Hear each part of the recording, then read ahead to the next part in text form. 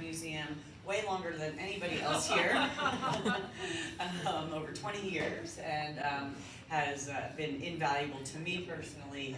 When I first started, I said, your institutional knowledge and knowledge of the space and the area and the machines and everything is just, it's priceless. So he's going to give a talk on the history of the bending press. So that. Thank you for having me. So this talk was originally intended to be outside, so I don't have the usual slideshow. It was going to be a 20-minute talk, so we're going to imagine the bending press is right behind us with a photograph. And to start us out, I want to have a little handout we're going to pass around. I want you guys to look at those and think about how are those little things connected to the bending press? Does anybody want to give any guesses? They're little nuts, but they're both the same size, and if you put a bolt through them, the bolt will fit through both of them. Does that surprise anybody? No, it's something we take for granted.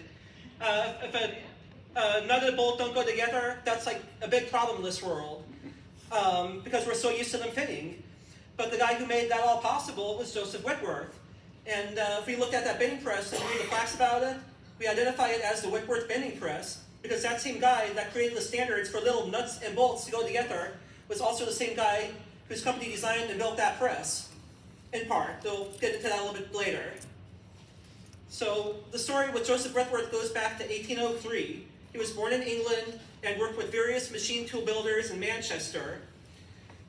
He worked with a lot of really famous people, like Maudsley, who invented the modern screw-cutting lathe. So we have a screw-cutting lathe in our exhibit. We actually have several more in storage. And if you go to any machine shop today, you're going to find a modern version of that same machine, because cutting screws at a uniform size for interchangeable parts was incredibly important. And that mattered to Whitworth because he got into the arms business and was selling to the British government.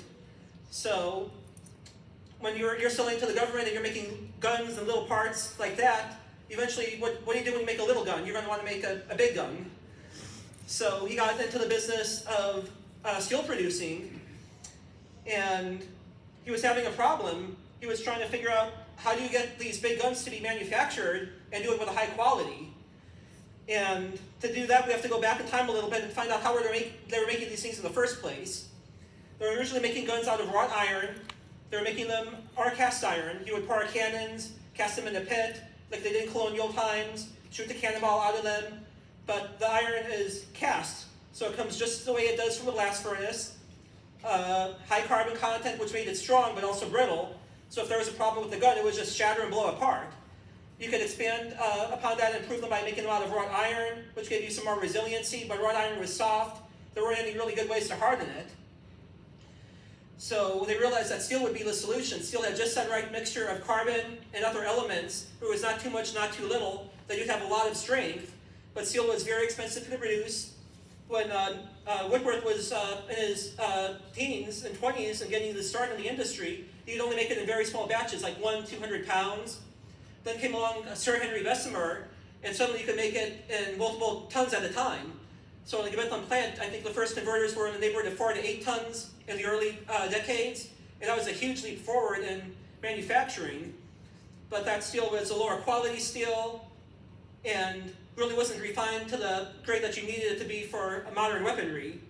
So we'll get into that a little bit later. But the bottom line was he knew that you needed to use steel, and you had to have a way of hammering steel. So when Whitworth was in the machine tool business with Maudsley, he met Naismith, and Naismith became famous because in 1839, Naismith developed the steam hammer. So where can you guys see a steam hammer today? That's right, just on the other side of this wall. So that's the very first steam hammer imported into America. Came to Connecticut, then was used at a forge in New Jersey, but it's got Naismith's name written right on there. It was built in England to his designs. And this is a model of a Naismith hammer, actually a hammer in general right here. It's not necessarily a Naismith, because steam hammers, like everything else, evolved and took on refinements, but it's a steam hammer. The ram goes up under steam pressure, then comes down by gravity, or in later models was forced down by steam pressure. But what you notice about these things when they move is they move very, very fast. So If you have something the size of a car that you're dropping and you're trying to forge a piece of steel, it's going to go down and crush it. You can have operators who have some good control over it, but at the end of the day, you're just making blunt impacts on it. And that certainly worked to some degree. But in 1860, Whitworth had gotten to the point where he was using giant steam hammers in his plant. But the neighbors, including a school, were noticing that these hammers were making tremendous vibrations, causing damage, not just to Whitworth's factory but the neighboring buildings. So his assistant, his managing director, Manasseh Glidhill, looked to the copper industry and found out they were forging copper with hydraulic presses. So he designed a hydraulic press that went into use at the Whitworth factory. So while America was fighting its Civil War and using antiquated technology, Whitworth was over there in England developing hydraulic forging presses and really advancing the state of the steel industry worlds ahead. But America didn't quite know this yet. 1876, what were we doing in America? That's right, the Centennial Exposition in Philadelphia. We also had Western expansion, the railroad industry. Everybody was excited about going west, building railroads, finding land to settle on, homesteading. But how many people were really talking about defending the Navy from foreign threats at sea? It really didn't cross too many people's minds back then in the United States. If you were imagine yourself on the beach, if you were there in 1880, what would you see out in the distance from the ocean, in the ocean? Sails and wooden ships. And if you saw a steel ship, it was from a foreign flag nation. So about 1880, the United States literally had a 12th rate nation between China and Chile. So they were beginning to get the picture. So by 1881, the first Naval Advisory Board had developed a written statement that all ships should be built throughout of steel. But that was a hard decision for even them to make. They actually had a minority report saying, well, maybe all ships shouldn't be made out of steel, because the steel industry was barely in existence in the United States.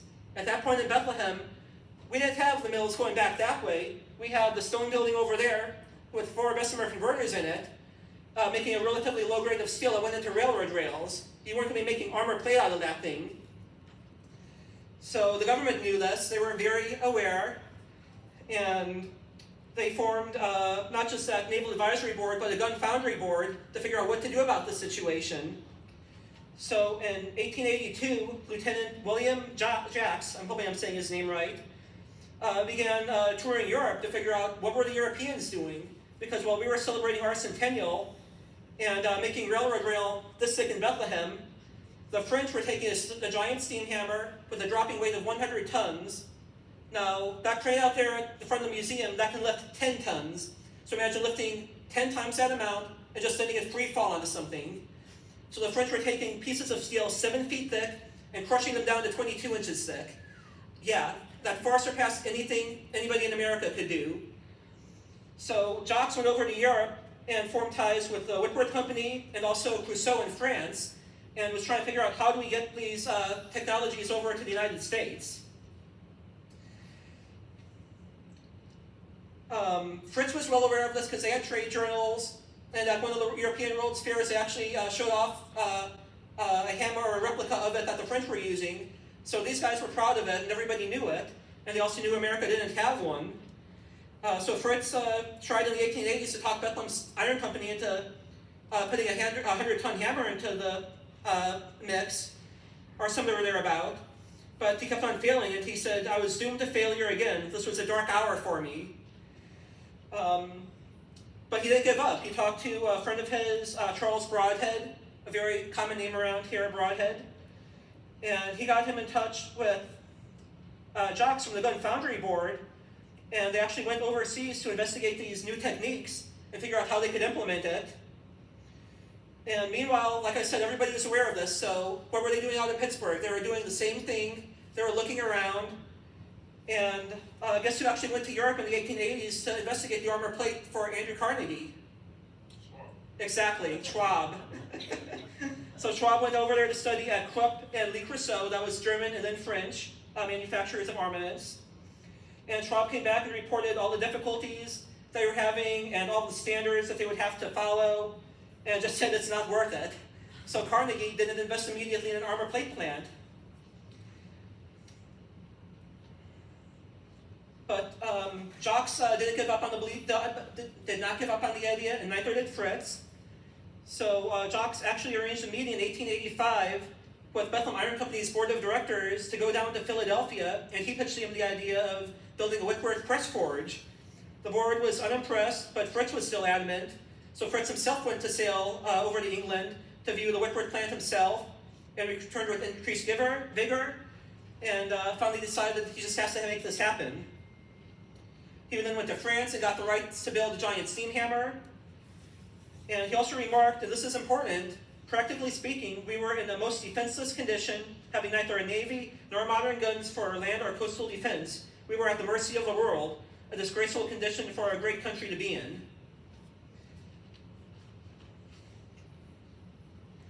So at that time, Lieutenant Jocks, he was still involved, went over to Joseph Whitworth's company himself and got the personal authority to build a plant in the United States. Whitworth would furnish the plant and build the forging presses, machine tools, and everything necessary for the plant. But he didn't build all of the press outside. We'll get to that a little bit. And then Jocks eventually took a role at the Bethlehem Iron Company as the director of their naval department. So all this was happening in 1885, and in 1886 they actually executed a contract with Joseph Whitworth. But they didn't have a job from the Navy yet. They were speculating on this. So in 1886, the Navy went out and solicited for bids. That was on August 21st, and then on February 12, 1887. And then they came back. There were 3 bidders. Midvale, which was a plant in Philadelphia. Cambria. Bethlehem people should recognize that name. Yep. Fritz was former chief engineer there. And Bethlehem eventually purchased the company later on. And of course, Bethlehem Iron Company. You can actually pass this around. This is a copy of the contract that was awarded to the Bethlehem Iron Company by the United States Navy, or government. And that contract was what was used to create the battleship armor for the Texas and the Maine. Those were the first 2 armored battleships in the United States fleet. There were a few steel ships before then, but they weren't armored. So when you look at a battleship, or any ship in general has armor on it, it's not the entire thing that's armored, it's only select areas. It's a layer of armor, concrete, and then the steel for the rest of the ship. So as a result of winning this contract, Bethlehem had 33 to 54 months to build their plant and start producing armor. So guess what happens when you have a deadline? We all know that. They didn't make it. And in his annual report, the Secretary of the Navy said, the department has endeavored during the past year by every means at its command, including, can't even read it, remonstrance, solicitation, and urgent request to hasten the performance of the work. Repeated assurances have been given by the company, fixing various prospective dates, only to be followed by new disappointments. And he said there would be serious consequences. So, what's the one name Bethlehem doesn't want to hear? Carnegie. That's right. So that same year, the government went to Carnegie and said, you got to do something. So they eventually began the process of starting their own armor plate plant up. So what is armor plate? Is it steel that's forged? Yeah, it's in this case steel that's forged under a machine like this, a hammer. So as you take it down, you can press the grains of the steel to become stronger. And then you can also add additional processes to it, like they did Harveyizing and carburizing. Like carburizing is when they put into a layer of charcoal and or some sort of carbonaceous material, and then absorbed carbon, and that made the outer face stronger. And you would put that on the outer shell of your ship, and hopefully stop whatever was trying to hit it. So during this whole time, about 4-year period, Bethlehem Steel was building this plant. And it wasn't just the bending press. The bending press was like the 3rd step down. The first thing you had to do was make steel. You couldn't use the Bessemer converters. They weren't going to hold up to the quality that you needed for modern weaponry. So you had open hearth furnaces. They were built in the #1 open hearth, which many of you will probably remember as the electric furnace melt shop because it evolved into that building. So you could cast these giant ingots of steel there. And then one of the problems they had with early steel was it was like Swiss cheese. It had a lot of air pockets in it. The people, you probably know Trevor Shellhammer, he likes to tell a joke. What's the definition of a steel casting? I might be messing the joke up a lot, but it's some pieces of steel with a lot of weld in between. So steel casting was tricky, and they knew that back then. So to get around it, they developed a fluid compression press. So imagine this bending press here, but instead of bending down armor plate, you would actually put the pressure onto a mold with liquid steel in it and try to compress that liquid steel until all the air bubbles are out. Yeah, they did that in a deep pit, but the very top of the press was 7,000 tons, looked almost identical to that press up there. And they did it, but they really found it didn't really improve things all that much, so it didn't last very long. But after they compressed the steel, they let the ingot solidify, kind of like to an orangish hot state. Then they would take it to the steam hammer, but 100 tons wasn't good enough for Fritz. He was always about bigger and better, so his was 125 tons. So it was 90 feet tall, and it was so famous that for the 1892 Columbian Exposition, they built a wooden mock-up of it and sent it to Chicago for the World's Fair. And people could actually walk underneath it and through it. So the steam hammer, of course, would forge the armor, but imagine how many of you have ever handled a nail perfectly straight? It doesn't always go off to the side a little bit. So that's the same thing this hammer did. It never quite got it perfectly flat. So even from the beginning, they have to have a bending press to adjust the armor, get it straightened out, and then they could ship it out to the machine shop, which was by the number 3 machine shop, which would plane it and drill the holes in it so it could be bolted onto the ships. And if you needed a curved piece of armor, like for a special turret or a defense mechanism, they could actually bend it like they're doing this piece here on that press with the curve in it. So the steam hammer took about 2 years to build, and was first operated by a 15-year-old Nora Weaver, daughter of the foreman Wilson Weaver. And history repeats itself again. The same thing that happened over in Europe at Whitworth happened here. It was throwing machines out of alignment in adjacent buildings, and they retired it very, very quickly. It hung around for a little while, just kind of sitting there, but they replaced it with a 14,000-ton press. So imagine a 7,000-ton bending press that's sitting outside, and double that. That did the basic forging, and then it still went down to the bending press we have for final adjustments. So at that time, they were making nickel steel with about 4% nickel because it added 5% of resistance when you shot something at it. And they would actually do a lot of their test firings down at Reddington, which is about 3-4 miles down the railroad tracks, in a limestone quarry. They would shoot into the quarry wall sometimes, or for the armor plate, just shoot it right there, and do tests to figure out how deep it penetrated, how wide it was, did it crack, did it fall apart, and how they could improve the process. So they would do that, then of course they would improve the shell too and start all over again. That's why they say the military-industrial complex got its birth here in Bethlehem. So we were talking about how would you actually get this equipment over from England, from Whitworth. They were initially planning on just shipping it all over on ships, but they realized that they had enough capacity here that they could actually do some of the castings. So the top and the bottom of the bending press were actually cast right here in Bethlehem, and the anvil down there below the press weighed 156,000 pounds, and they melted the metal in the Bessemer department over there with the cruciform building, and then they put in the ladles on narrow gauge trains and shipped it to the other side of the plant to be cast. So in 1891, they were able to make their first armor plate. Everything was ready to roll. They added number 3 machine shop, actually extended it. And in 1892, the 14,000-ton press came online. 1893, Fritz retired. He had met his goals. He had an armor plate plant that was up and running. And then, I almost hate to say it, but somebody else got involved in 1894. They started selling armor to the Russians, and they did that at a discounted price. So Congress is always paying attention. You can't hide things from the government too long.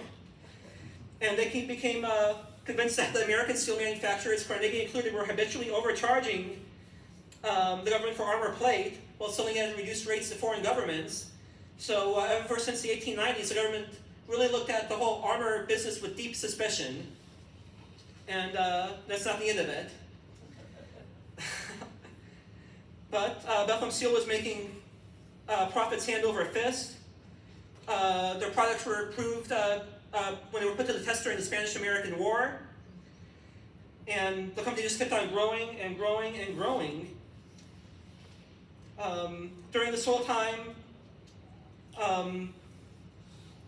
production was going around the clock. You can't see it very well in that photograph, but another older photograph shows like an arc lamp over the workers in the press, so these guys were kept very busy. But there were accidents.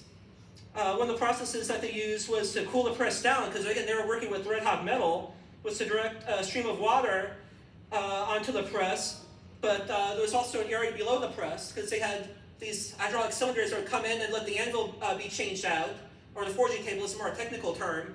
So you could put different surfaces on there and different dyes. But down in that pit, superheated water was accumulating, and one of the workers named Smolin stepped into it and was terribly burned and suffering excruciating agony. He survived, but there were a lot of accidents in this press. Other places, workers would get pinched by pieces going in there, because you can see they should be using bars to make adjustments and put little blocks under there and wedges. Every once in a while, the wedge would fall out and go flying. So it could be dangerous at times. So we talked before about how Bethlehem Steel was making railroad rail. By 1902, they realized that their real profits were in the armaments business, so they stopped making railroad rail, shifted over to armaments full time. And Charles Schwab came in the picture and said, "This is a great company, I'm just going to buy it." And there's a lot of opportunity for expansion, so he went into the structural steel business, and that was actually a really smart move. He was always looking for new innovations and also ways to keep the company alive. And this would prove fruitful later on, because there's only so many defense pieces you can make before you have a war, it's over, and you have to go into the civilian market and find another way to survive. So that structural steel business and acquiring other companies in the 1910s and 20s really kept the company afloat when the armaments industry was died at its peak.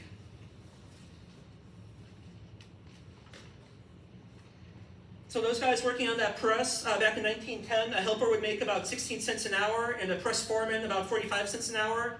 That correlates to about $5 and $14 an hour today.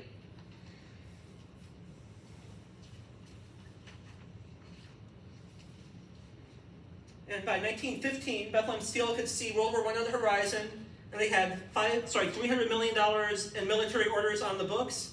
And well before that time, they had supplied over 70 million pounds of armor to Britain and France. But again, the government's always watching, so in 1917, they didn't want to take any chances with Bethlehem Steel and Carnegie, so they actually opened their own armor plate plant and a big gun factory in Charleston, West Virginia. So that plant stayed in service they tried to build it for World War I. It was never quite ready, but they kept it mothballed and ready for production during World War II, and finally shut it down in the mid-20th century. By 1922, the Washington Treaty had been signed, and that stopped armor production until about 1931, when they resumed it. At that time, by late 1939, there were 30 men in the shop, but during World War II, went up to 350. That's just number 3 machine shop alone. Then you add in the new forge they built up on, they call it Blue Mountain, which is really heavy forges today. And you were looking at a significant workforce, and really 35,000 plant-wide by the time World War II rolled along. In between this time, they were still trying to keep people busy. They didn't want to lay people off and lose their workers, because they knew there would be another conflict at some point. They didn't want to start from scratch. So one of the things that happened during the Great Depression was they moved the press up the first time. They actually relocated it from the number 1 press forge to the number 3 machine shop. That was 1935. And they also put a new intensifier on it. So we keep on talking about hydraulic presses, but we don't talk about where the hydraulic pressure comes from. So for the latest incarnation of the press, it had a machine that was steam powered with cylinders 36 inches in diameter, 24 inches long, and the steam piston, again 3 feet, would push water through a 3.5-inch diameter opening. So by having this much steam at, let's say, 150 psi and this much water, the water would come out at about 2,000 psi. That would go to the press, and that would actually provide the hydraulic pressure to do the forging. So they got a new steam-powered intensifier because it intensifies the pressure in 1935 by the Union Steam Pump Company in Battle Creek, Michigan. And we still have that in the collection today in storage. and at some point it's going to come out and join the press, so you can see how the water was pressurized, and then went up into the press, and then forged the armor plate. So how's an oil? There's water. That's right.